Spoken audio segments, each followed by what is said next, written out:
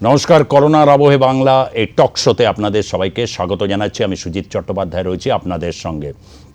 করোনার আবহে বাংলায় ইতিমধ্যে আমরা কিন্তু একটা সাফল্য অর্জন করেছি এবং মুখ্যমন্ত্রী আজকেও সবাইকে সতর্ক করে দিয়েছেন, কোনো ঢিলেমি নয়। বিশেষ করে পুজো কমিটিগুলোকে বলা হয়েছে ঢিলেমি নয়। তার কারণ হচ্ছে পুজো নিয়েও কিন্তু ইতিমধ্যেই একটা প্রশ্ন উঠে দিয়েছেন হচ্ছে উত্তরপ্রদেশের সরকার। সেখানে দুর্গাপুজো প্রকাশ্যে মণ্ডপ তৈরি করে পুজো করা যাবে না। এই নিষেধাজ্ঞার পর নিঃসন্দেহে এটা একটা যে রাজনৈতিক মাত্রা পাচ্ছে অজুহাত, সেই করোনার একটা প্রকোপ রয়েছে, ঠিক কথা। কিন্তু সেটাকে জুড়ে বিভিন্ন যে আচরণবিধিগুলো আসছে বিভিন্ন স্তর থেকে, যা কিন্তু রাজনৈতিক বিতর্কের সৃষ্টি করছে। কিন্তু এই মুহূর্তে যে বিষয়টাকে আমরা অত্যন্ত নজর দিচ্ছি, ভোটের প্রস্তুতি হিসাবেকেই দেখছি, সেটা হচ্ছে কৃষি যে বিল। 3টে বিল এখন আইনে পরিণত হয়েছে, রাষ্ট্রপতি এটাই যেহেতু স্বাক্ষর করে দিয়েছেন, কিন্তু তার জেরে কিন্তু কোথাও অনেক রাজ্য আছে তারা মেনে নিতে পারছেন না। গতকালের যে ছবি আমরা ইন্ডিয়া গেটের সামনে দেখেছি, সেই ছবিটা কিন্তু রীতিমতো মানে প্রথম দিন থেকেই আমরা কিন্তু বারবার করে বলার চেষ্টা করেছি, এই কৃষি বিল এতটাই বিতর্কিত হতে চলেছে, বিভিন্ন রাজ্যগুলোতে কিন্তু এর একটা ব্যাপক প্রভাব পড়তে চলেছে। এই সমস্ত বিষয়গুলো নিয়ে আমরা আজকে থাকব। রাজ্য রাজনীতিতে ভারতীয় জনতা পার্টির ভেতরকার বেশ কিছু কোন্দলের খবর রয়েছে এবং যেটা কিন্তু রীতিমতো বেশ কিছু বিতর্কিত মন্তব্য রয়েছে, যা কিন্তু ভোটের প্রস্তুতি হিসাবেই কিন্তু এটা আসছে কি না, বা এই ধরনের পরিস্থিতি কেন তৈরি হয়েছে, এই নিয়ে আজকে আমাদের বিতর্ক। রয়েছেন অধ্যাপক ওম প্রকাশ মিশ্র, যিনি তৃণমূল কংগ্রেসের মুখপাত্র, পার্থ মুখার্জি, যিনি প্রদেশ কংগ্রেসের মুখপাত্র, এবং বিজেপি নেত্রী ডক্টর রাজলক্ষ্মী বসু আমাদের সঙ্গে ভার্চুয়ালি আমাদের সঙ্গে রয়েছেন। আমি প্রথমে ওম প্রকাশবাবু আপনার কাছে এই প্রশ্নটা রাখছি।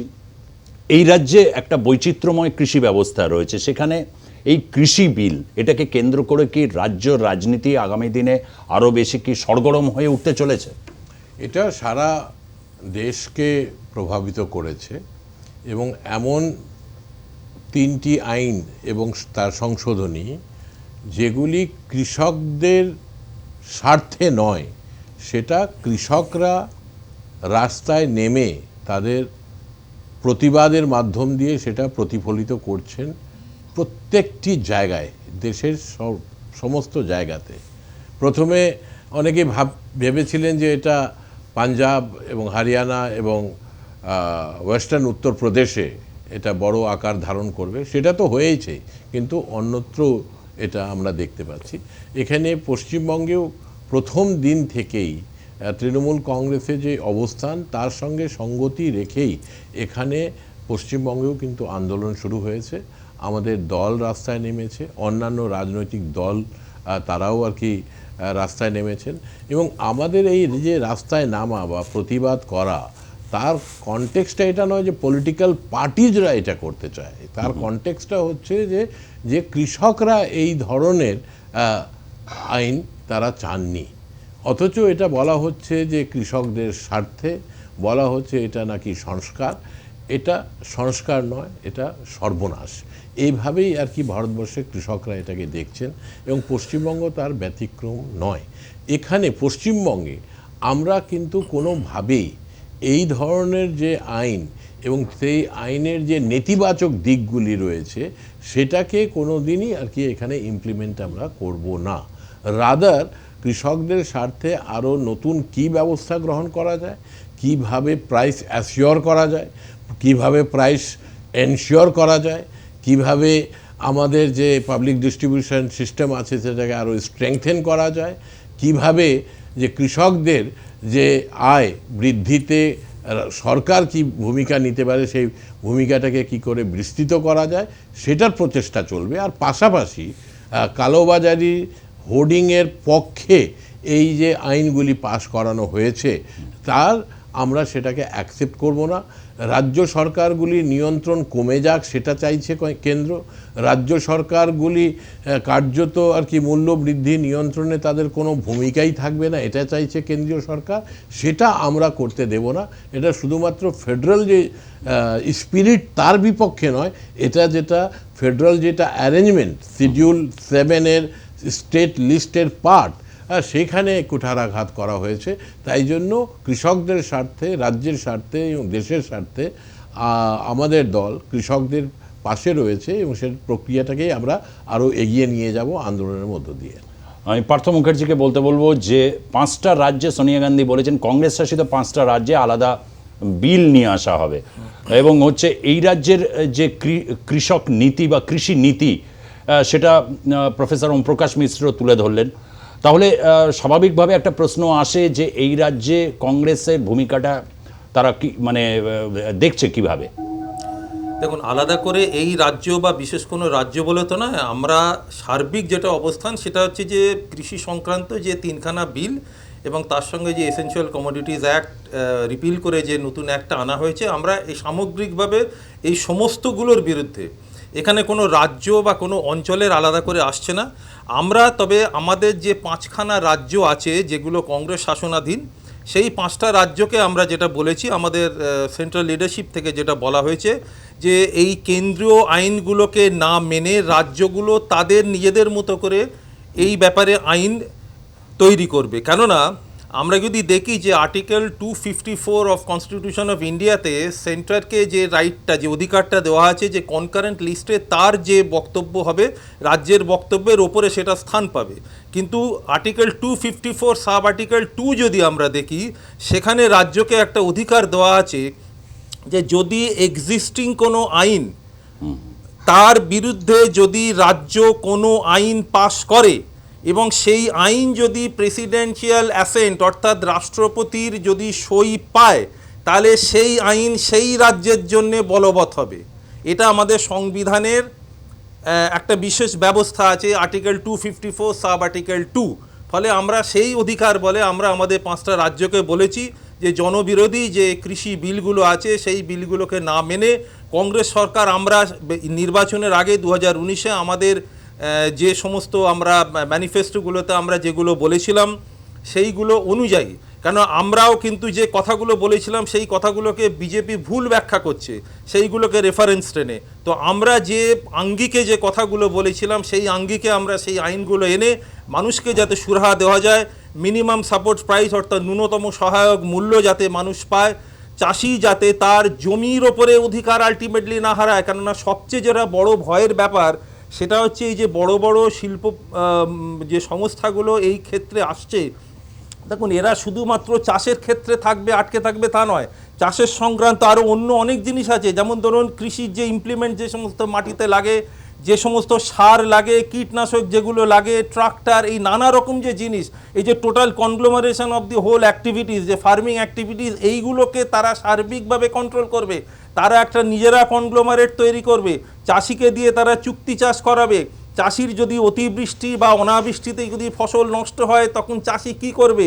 তখন সে চাষি জমির ওপরে সে অধিকার ফলাবে। আজকে ভারতবর্ষে 60-65% জমির ওপরে চাষ হয়।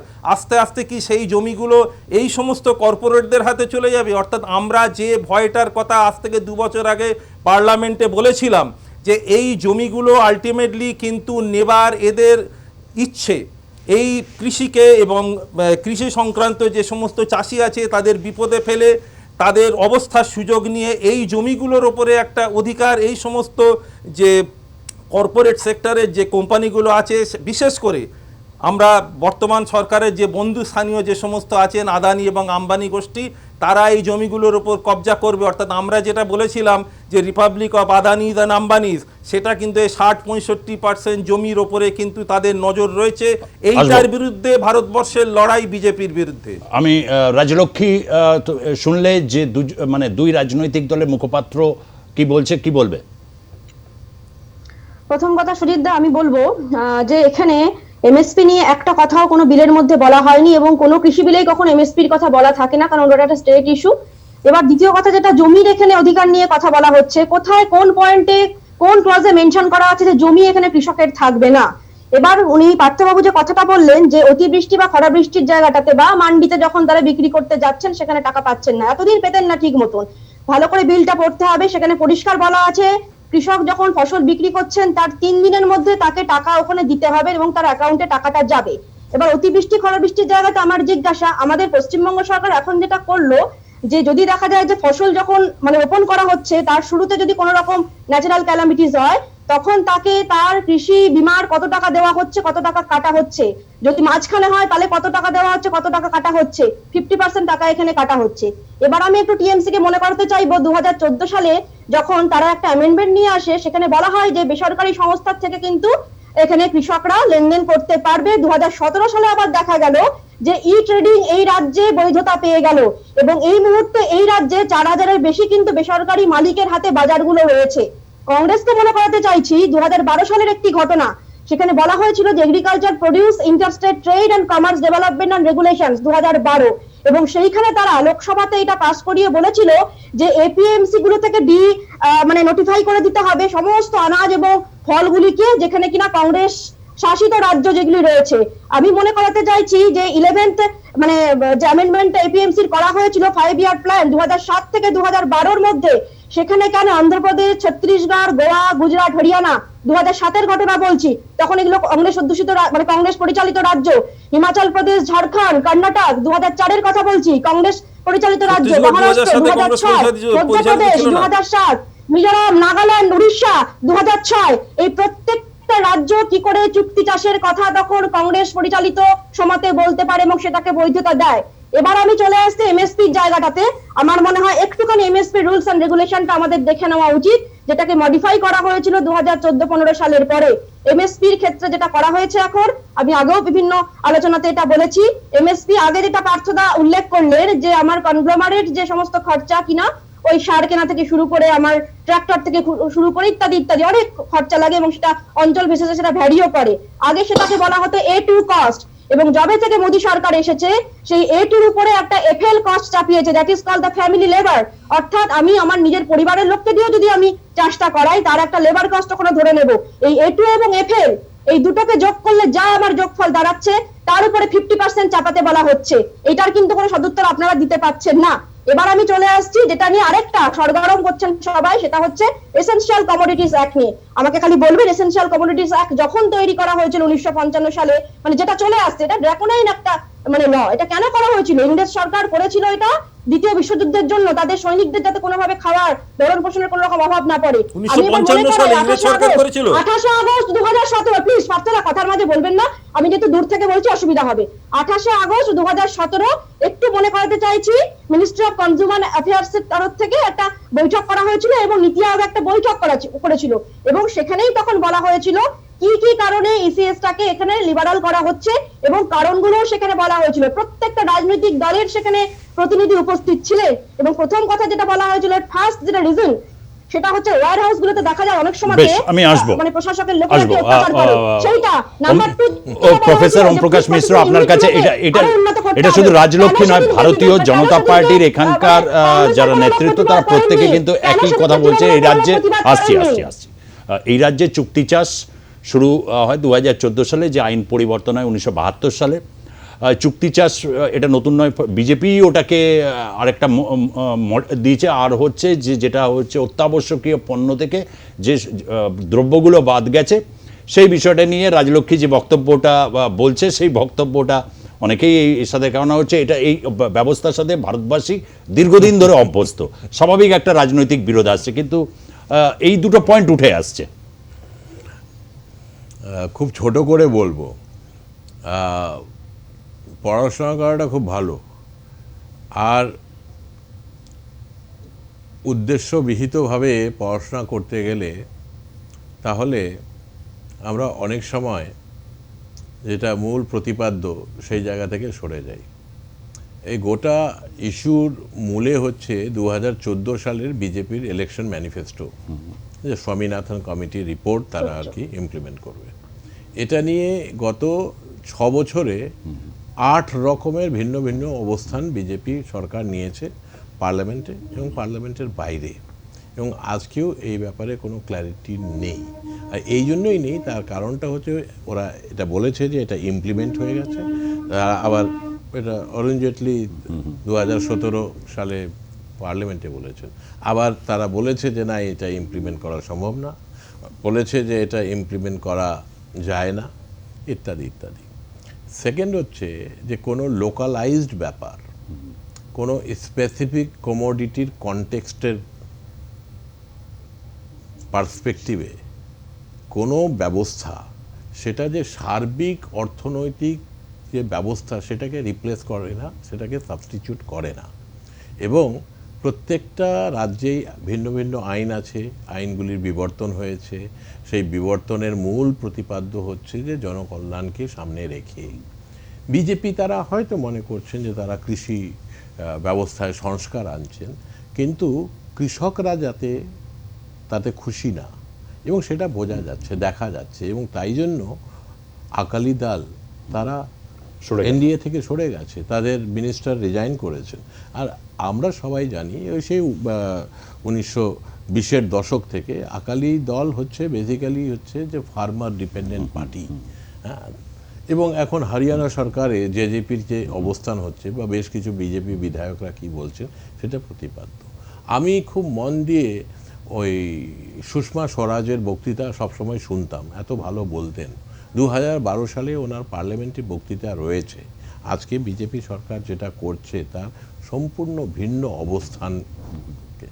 মোদি যখন মুখ্যমন্ত্রী ছিলেন তার কি অবস্থান ছিল ভিন্ন ভিন্ন ব্যাপারে, এই ক্ষেত্রেও এমএসপির ক্ষেত্রেও কি অবস্থান ছিল সেটাও কিন্তু প্রণিধানযোগ্য। ইস্যুটা হচ্ছে যে যেটা যে কেউ মনে করে যে সরকারে তারা থাকলে তারা ব্যবস্থাকে পুরো আমূল বদল করে দেবেন, এটা ভারতবর্ষের মতো বিশাল বড় মাপের অর্থনীতিতে আর এত বিশালকায় একটা দেশে, এত প্লুরালিস্টিক একটা কান্ট্রিতে এটা কোনোভাবেই সম্ভবপর নয়। এটা নোটবন্দির সময় আমরা প্রত্যক্ষ করেছি। এমনকি তার থেকে ছোট ব্যাপার, এই ফার্মার্সের থেকে ছোট ব্যাপার জিএসটির ক্ষেত্রেও কিন্তু আমরা প্রত্যক্ষ করলাম। এই দুটোকে ছাপিয়ে যেতে চলেছে এই so called amendment and so called reform. এই সো কল্ড কেন বলছি, তার কারণটা যে এটা লিগালি পাস হয়নি, এটা পাস হয়নি এবং ধনী ভোটে ওই ধনীটাই বেশি ছিল, ভোট ছিল না। হ্যাঁ, এবং এটা বারবার করে দেখাও গেছে, ধনীও ছিল না। তো তার না, আমরা ধনীটা কম ছিল, বেশি নাকি তারা করেছে। এই মার্সেল দিয়ে আপনি সাসপেন্ড করে দিয়ে ডেরেক ওব্রায়ান, ও তো বোঝাই যাচ্ছে কিছুই ছেড়েনি, ও তো দেখাচ্ছে, হি ওয়াজ শোয়িং ইট ব্লাডি। তো দেখাবে না, it is plain and simple যে আপনি ডিভিশন চাইছে, আপনি ডিভিশন দেবেন না কি করে? আর উনি বললেন যে না ডিভিশন চাইনি, কেউ নিজের জায়গায় ছিল না। রাজ্যসভা টিভি যেটা বন্ধ করে দিয়ে প্রসারণ, অথচ তাতেও কিন্তু দেখা গেছে যে ডিএমকে এমপি মিস্টার সিলভা উনি কিন্তু সিটে বসে, একজন সিপিএম এর এমপি সিটে বসে কিন্তু ডিভিশন চেয়েছে। পুরোপুরি ইললিগাল, ইররেগুলার, আনকনস্টিটিউশনাল হয়েছে। অথচ এই ম্যানেজমেন্টের উপর ভিত্তি করে এখন সমস্ত কিছু। কনস্টিটিউশনটা কিন্তু ম্যানেজমেন্টের জিনিস নয়, কনস্টিটিউশন হচ্ছে letter of the law and the spirit of the law. সেটাকে ম্যানেজমেন্ট করার চেষ্টা হচ্ছে, এই প্রচেষ্টাগুলিকে আমরা ধিক্কার জানাই। মানে খুব দুর্দান্ত কথা এই জায়গাটা আপনি বলেছেন। নিঃসন্দেহে আমরা যদি অতীত ভারতের ইতিহাস দেখি, সেদিনে যেগুলো গণরাজ্য ছিল এক সময়, একদম আলেকজান্ডারের সময় থেকেই বলছি, যে মানে যখন ভারত আক্রমণ করছে যে গণরাজ্য, আজকে সেগুলো অঙ্গরাজ্য। সেগুলোরই তো 47-এর পর যে আমাদের নতুন সংবিধান, সেখানে একটা আইন রয়েছে, সেখানে অনেকগুলো ব্যালেন্সের জায়গা রয়েছে। আপনার কি মনে হচ্ছে ওমপ্রকাশ দা, কোথাও বিজেপির এই যে সংখ্যা, ম্যান্ডেট, এই সংখ্যা, এটা কি এক ধরনের রাজনৈতিক হারাকিরির দিকে নিয়ে যাচ্ছে কৃষি বিল? এটা তো খুবই অবভিয়াস যে তারা এটা করছেন কিছু ভেস্টেড ইন্টারেস্ট, কর্পোরেট ইন্টারেস্টের দ্বারা পরিচালিত হয়ে। সেটাই আমরা কিন্তু নোটবন্দির সময়ও দেখেছিলাম, যে পুরো ব্ল্যাক মানিগুলিকে ভারতবর্ষে যেটুকু আছে 5-6% ইকোনমির, সেটাকে আর কি পুরো হোয়াইট করে দেওয়া হলো। এবং তার ফলে দেখতে পাচ্ছেন যে বিজেপির গোটা ভারতবর্ষে কতগুলি অফিস হচ্ছে, আর কিভাবে তারা এমএলএ কেনাবেচা করছেন ইত্যাদি ইত্যাদি।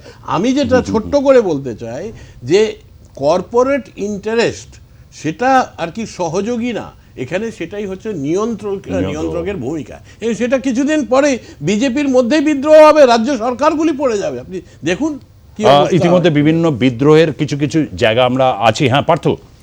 হ্যাঁ, ব্যাপার হচ্ছে দেখুন, এই যে বিজেপির যেটা নীতি সেটা হচ্ছে হিন্দি মানে হিন্দুস্তান। এই যে সমস্ত বিষয়ে ভারতবর্ষে একরকম, শিক্ষার ক্ষেত্রে আমরা দেখছি, কৃষির ক্ষেত্রেও তারা এটা আনতে চাইছেন। আচ্ছা ভাবুন তো, আজকে চুক্তি চাষের কথা বলা হচ্ছে, যদি কোনো চাষি কিছু সস্তার যে জিনিসগুলো আছে, যেমন ধরুন মাইলো, ভুট্টা, এইসব জিনিসগুলো যদি করতে চায়, এই কর্পোরেটগুলো কি সেই সব চাষ করতে দিতে রাজি হবে? তারা দিতে রাজি হবে না। একরকম চাষ করবে, তাতে হবে কি চাষি জানতে পারবে না ওই একরকম চাষ বছরের পর বছর করার জন্য তার জমির উৎপাদনশীলতা কমছে কিনা, তার আশেপাশের অঞ্চলের যে পরিবেশ তাতে কোনো ক্ষতি হচ্ছে কিনা, কৃষি বৈচিত্র্য অনেকটা কমে যাবে বলছো? অনেকটা নষ্ট হবে। আর এছাড়া আর একটা কথা আমি প্রফেসর ওমপ্রকাশ মিশ্রের টেনে বলতে চাই যে দর্থহীনভাবে ভারতবর্ষে জাতীয় কংগ্রেসের পক্ষ থেকে যে এই আইনটা সম্পূর্ণ বেআইনি, আইনটা পাস হয়নি, কেননা রাজ্যসভা রুল 125 অনুযায়ী যদি কেউ ডিভিশন চায় সেইখানে সেই 125 অনুযায়ী যদি না, শুনুন এক সেকেন্ড, যদি কেউ এটাকে স্ট্যান্ডিং কমিটির কাছে রেফার করতে চায় তাহলে স্ট্যান্ডিং কমিটিকে রেফার করতে হবে। রুল 252 অফ রাজ্যসভা রুল যদি কেউ ডিভিশন চায় ভোটাভুটি করতে হবে। এখানে যে কথাগুলো লেখা আছে শ্যাল, একটাও হয়নি, এই আইন পাস হয়নি, এই আইন বেআইনি। ভারতবর্ষের রাষ্ট্রপতি এই প্রথম একটা বেআইনি আইনে বেআইনি সই করেছেন। রাজলক্ষ্মী, তো একটা কথা একবার মানে অটল বিহারী বাজপেয়ী বলেছিলেন, উনি বলেছিলেন যে you have votes we have arguments. তো আজকে দেখতে পাচ্ছি তৃণমূলের মানে জাতীয় ক্ষেত্রে বলছি আর্গুমেন্টটাও নেই, ভোটটাও নেই, আমাদের এখন দুটোই আছে। এবার আমি বলছি 21শে সেপ্টেম্বর দ্য ট্রাইবিউনের একটি রিপোর্ট বেরিয়েছিল, আমি অনুরোধ করবো সবাইকে দেখার জন্য, এবং আমি সত্যি ধন্যবাদ জানাবো ওমপ্রকাশ স্যারকে, আমি যে পড়াশোনা করি এটা উনি বুঝতে পেরেছেন। তারপরের কথাটা অবশ্যই কোনো মানে বুঝলাম না যে কেন আমি মানে ভিত্তিহীন পড়াশোনা করি বা এই ধরনের একটা উনি কিছু বললেন, যাকে তো সেই দ্য ট্রাইবিউনে যে রিপোর্টটা বেরিয়েছে সেইখানেতে এসএডি এবং এসএডি কেন এখানে বিদ্রোহ করছে তার কারণটা খুব বিস্তারিতভাবে একটা সুন্দর রিপোর্ট ওখানে দেয়, একটি ডকুমেন্টারি টাইপের আর কি। তো সেখানে বলছে যে পাঞ্জাবের যে ধরনের কৃষির ব্যবস্থা সেখানে প্রায় দেখা যাচ্ছে যে স্বাধীনতার মানে পর থেকেই মানে কোনো একটি চাষিকে দেখতে পাওয়া যায় না বা কোনো একটি অঞ্চল চাষিকে দেখতে পাওয়া যায় না তিনি টানা একই রকম চাষ 3 বছর করছেন, কারণ ওখানে এতটাই দালালদের উৎপাত। এবং সেখানে দেখতে পাওয়া যায় যে তারা ঘুরিয়ে ঘুরিয়ে বছরে বছরে চাষ করেন, এবং সেখানে যে মান্ডিগুলো রয়েছে, ধরুন কেউ যদি ওখানে 1 কুইন্টাল কোনো একটি আনাজ নিয়ে গেল, আমি এটা আরবিট্রারি বলছি, দেখা যায় সেখান থেকে তাকে 20 কেজি বাদ দিয়ে দেওয়া হয়, অর্থাৎ সেখানেও দালালদের উৎপাত। তো সেই কারণে দেখা যাচ্ছে যে ওখানে দালাল চক্র কৃষকদের চাইতে অনেক বেশি ধনী, এবং তারা ওখানে মানে পাঞ্জাব চাষে সবচেয়ে এগিয়ে এবং পাঞ্জাবের চাষি সবচেয়ে সম্পন্ন চাষি ভারতবর্ষে। এবার আমি একটা কথা খালি জিজ্ঞাসা করতে চাইছি, মনে হয় আপনাদের সকলের মনে পড়বে 2018 সালে তো প্রত্যেকটা ন্যাশনাল মিডিয়া এবং প্রিন্ট এবং ইলেকট্রনিক্স মিডিয়া দুটোই তোলপাড় হয়েছিল, এবং একটা হেডলাইন্স এরকম দেখা গেছিল যে মোদি গভর্নমেন্ট বোনাঞ্জা, এবং সেটা হচ্ছে গিয়ে দেওয়ালির আগে চাষিদের জন্য বোনাঞ্জা। ওভারঅল যে এমএসপি সেটা দেখা গেছিল অল ইন্ডিয়াতে সমস্ত এমএসপি কে মিলিয়েই আর কি 50% রাইজ করা হয়েছিল। এটাকে আপনারা কি বলবেন? আরেকটা আমার জিজ্ঞাসা, এই যে প্রধানমন্ত্রী শুনুন একটু শোনার ধৈর্য রাখুন না, 1500% করবেন বলেছিলেন, 50% কি সেখানে যে কৃষকদের অ্যাকাউন্টে টাকাটা চলে যায়, আজকে মাননীয় মুখ্যমন্ত্রী বলছেন যে অ্যাকাউন্টটা কৃষকদের মানে টাকাটা অ্যাকাউন্টে যাবে না কৃষকদের, উনারা আগে চাইছেন, মানে এখান থেকে কি কোনো কাটমানির গল্প আছে? কিসের জন্য? আমি জিজ্ঞাসা করব 2017 সালে যে প্রধানমন্ত্রী কৃষি সিঞ্চন স্কিম যেটা করা হয়েছিল একমাত্র আমাদের রাজ্য ইরিগেশনের জন্য আর কি, একমাত্র আমাদের রাজ্য যেটাকে ঢুকতে দেয়নি, মানে এখানকার ছোট প্রশ্ন আছে, আমার একটা ছোট প্রশ্ন আছে, আচ্ছা আমার মনে হয় এবং বিপক্ষে কত ভোট পড়েছে? আমার মনে হয় যে আপনারা হয়তো ব্রেকে যাবেন, তাই তো? ব্রেকে যাওয়ার আগে দুটো কথা বলে দিই ছোট করে, ব্রেকে যাওয়ার আগে দুটো কথা বলে দিই। ভোটিং এর রেজাল্টটা কিছু আছে পক্ষে বিপক্ষে? পার্থ একটু দাঁড়াও না, ইস্যুটা হচ্ছে যে পাঞ্জাবের কৃষকদের কি ভালো হওয়া উচিত এটা পাঞ্জাবের কৃষকরা বুঝতে পারছে না, আকালিও বুঝতে পারছে না, বাংলার কৃষকরা বুঝতে পারছে না, আকালি বুঝতে পারছে না, কংগ্রেস পার্টি, সিপিআই, সিপিএম কেউই বুঝতে পারছে না, একমাত্র মোদি সাহেব বুঝতে পারছেন, আর মোদি সাহেবের কিছু রিপ্রেজেন্টেটিভরা বুঝতে পারছে। এটা হচ্ছে একটা কথা। সেকেন্ড হচ্ছে যে আপনি বারবার করে বলছেন যে এটা সংস্কার, এটা কিভাবে সংস্কার হলো? সংস্কার তো হবে যেখানে আর কি আপনার ফ্রিডমটা বাড়বে, যেখানে আপনার আর কি পরিধিটা, আপনার স্বায়ত্ততার পরিধিটা বাড়বে, যেখানে আপনি রাজ্যগুলিকে সঙ্গে নিয়ে যাবেন। এখানে তো আপনি ইম্পোজ করছেন ইরেগুলারভাবে, ইললিগালভাবে, আনকনস্টিটিউশনালভাবে ইম্পোজ করছেন। তাই জন্য আজকে এই অব্যবস্থা হচ্ছে। আজকে যদি সাহস থাকতো এই বিজেপি কন্ট্রোল এই সো কল ন্যাশনাল মিডিয়াগুলি, তারা এটা নিয়ে আলোচনা করতো, তারা আলোচনা করছে না। কেন আলোচনা? আমি আপনাকে ধন্যবাদ জানাই, অভিনন্দন জানাই বাংলার সংবাদ মাধ্যমকে, আপনারা আলোচনা করছেন। আজকে সকল যাকে বলা হয় যে ন্যাশনাল চ্যানেল ন্যাশনাল চ্যানেলগুলি দীপিকা পাডুকোন নিয়ে আলোচনা করছে, রিয়া চক্রবর্তী নিয়ে আলোচনা করছে, হাজার কিছু নিয়ে আলোচনা, এটা নিয়ে আলোচনা করছে না কেন? তার কারণটা হচ্ছে all this is a cover up, যে সোকল্ড এই ফার্মার্স ইন্টারেস্টের নামে কর্পোরেট ইন্টারেস্টগুলিকে তাদের উপরকে সুপার ইম্পোজ করা, এটাকে কোনোভাবেই অ্যাকসেপ্টেবল নয়। এখানে আমার একটা বাংলাতে প্রশ্ন তো ছোট। নয়, ভারতবর্ষেও এটা হবে না বলেই আমি বিশ্বাস করি। সেটা যে ডক্টর একটা বিরতিতে যাব, বিরতি। এই প্রশ্নটা নিয়ে একটা রাজনৈতিক স্তরের একটা বড় রকমের বিতর্ক কিন্তু তৈরি হচ্ছে। ভারতের যে রিপাবলিক, সেই রিপাবলিক কি এরকম একটা কোয়াসি রিপাবলিকের দিকে ক্রমশ এগিয়ে যাচ্ছে? মানে একটা এমন একটা সিচুয়েশনস যে কম্পালসিভ সিচুয়েশনসের দিকে গিয়ে পড়ছে। রাজ্যগুলো থেকে শুরু করে কৃষকের যে কৃষি বৈচিত্র্য, তাদের যে ফ্রিডম, সেই ফ্রিডমের উপর কি এসে আঘাত পড়ছে? কৃষক ভারতবর্ষের যদি আন্দোলনের ইতিহাসগুলো দেখি, বারবারই কিন্তু এইখানেই কিন্তু ভুলটা হয়ে গেছে, যে তাদের কিন্তু অনেক বেশি কিন্তু তাদের সেই লিবার্টিটা কিন্তু তারা চায়। এই রাজ্যের পরিপ্রেক্ষিতেও আগামী দিনে কি রাজনৈতিক শেপ নেবে সেগুলো নিয়ে আমরা ফিরছি, তবে একটা বিরতি দিয়েছি, বিরতির পর ফিরছি, সঙ্গে থাকুন।